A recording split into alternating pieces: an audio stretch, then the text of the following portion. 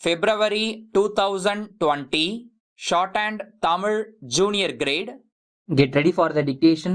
10 seconds. 5 seconds. Start. தலைவர் அவர்களே, நிதி அமைச்சர் கொண்டு வந்துள்ள வரவு செலவு திட்டத்தை ஆதரித்து சில வார்த்தைகள் சொல்ல முன் வந்துள்ளேன். இந்த 5 வருட திட்டத்தை அமுல்படுத்தும்போது நமது மாநிலத்தில் மழை இல்லாமல் இருந்தாலும் 2-3 வருஷங்களில் செய்ய வேண்டியதை இந்த வருஷமே செய்து முடிக்க முன்வந்ததை கண்டு நான் மகிழ்ச்சி அடைவதோடு அது மிகவும் வரவேற்கத்தக்கது என்று சொல்லிக் கொள்ளுகிறேன். இந்த 5 வருஷ திட்டத்தின் கீழ் புதியதாக கொண்டு வரப்படும் நீர்ப்பாசன வேலைகளையும் மின்சார வசதிகளையும் நகரங்களில் செய்வதை விட கிராமங்களில் செய்து கொடுக்க அரசு முன்வர வேண்டும் என்று கேட்டுக்கொள்கிறேன். முதலாவதாக நீர்ப்பாசனத்தை எடுத்துக்கொண்டால் அது குறித்து பெரிய பெரிய திட்டங்களை எடுத்து அமுல்படுத்துகிறார்கள். அவைகள் எல்லாம் மெச்சத்தக்க திட்டங்கள்தான். எங்களுடைய பகுதியில் அநேக பயிர்கள் தண்ணீர் இல்லாமல் காய்ந்து போய்விட்டன.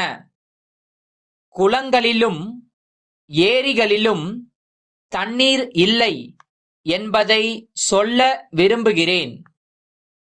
ஏரிகள் உடைந்து சாலைகள் எல்லாம் மூடிப்போய் விட்டன. ஒரு வருஷத்திற்கு வேண்டிய பயிர்களை கூட எழுப்ப முடியாமல் தண்ணீர் எல்லாம் காலியாகி விட்டது. அதனால் மழை பெய்யும் காலங்களில் மழை தண்ணீரை ஏரிகளுக்கு விட்டு வைத்தால் உதவியாக இருக்கும் என்பதை தெரிவித்துக் கொள்கிறேன். அடுத்தபடியாக தற்போது மின்சார வசதி பெரும்பாலும் நகரங்களுக்கு மட்டும் செய்து கொடுக்கிறார்கள். கிராமங்களில் விவசாயம் செய்வதற்கு அதிகப்படியான மின்சார வசதி இல்லாமல் இருக்கிறது. ஆகையால் கிராமங்களுக்கும் போதிய மின்சார வசதி செய்து கொடுக்க நடவடிக்கை எடுக்க வேண்டுமென்று நான் அரசை கேட்டுக்கொள்கிறேன். அடுத்தபடியாக குடிநீர் வசதி பற்றி ஒரு சில வார்த்தைகள் சொல்ல விரும்புகிறேன்.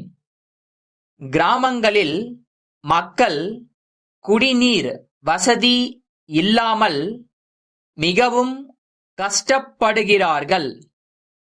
அதனால் தொத்து நோய் மிகவும் பரவி வருகிறது. ஆகவே ஒவ்வொரு கிராமத்திற்கும் குடிநீர் வசதி செய்து கொடுப்பது மிக முக்கியமாகும். குடிநீர் வசதி செய்து கொடுத்தால் தொத்து நோய் பரவுவதை தடுக்க முடியும் என நம்புகிறேன். பஞ்ச பிரதேசங்களில் உள்ள விவசாய பயிர்களுக்கு ஒருவித நோய் பரவி வருகிறது.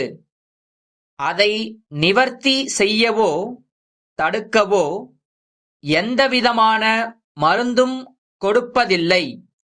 இது குறித்து அரசு தக்க ஏற்பாட்டை செய்ய வேண்டுமென்று கேட்டுக்கொள்கிறேன். இத்துடன் என் உரையை முடித்துக் கொள்கிறேன். பரமக்குடி முருகன் கூட்டமைப்பிலிருந்து மதுரை மாதவன் கூட்டமைப்பிற்கு எழுதும் கடிதம்.